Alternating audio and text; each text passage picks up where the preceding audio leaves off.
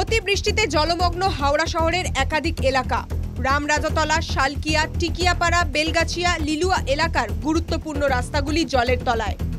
টানা বৃষ্টির কারণে গঙ্গার জলস্তর বাড়ায় এলাকার জল কমছে না, জানান হাওড়ার মুখ্য পুর প্রশাসক সুজয় চক্রবর্তী।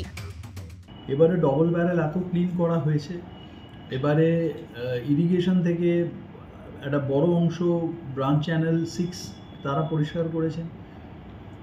এতৎ সত্ত্বেও কিন্তু জল নামতে সময় নিচ্ছে, তার মেইন কারণ হচ্ছে গঙ্গার লেভেল বেড়ে আছে বলে।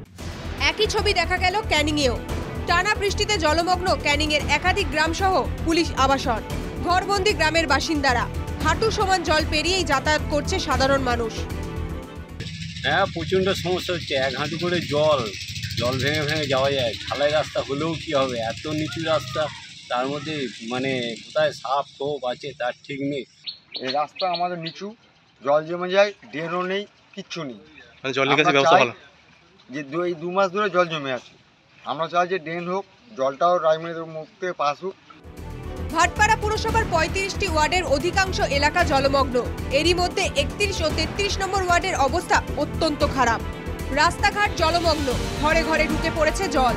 এরই প্রতিবাদে বৃহস্পতিবার কাকিনাড়া পানপুর মোড়ে রাস্তা অবরোধ করেন স্থানীয়রা। প্রায় 1 ঘন্টারও বেশি সময় চলে অবরোধ। জল ঢুকে গেছে, আমরা চৌকির উপর বসে বসে ভাত খাচ্ছি।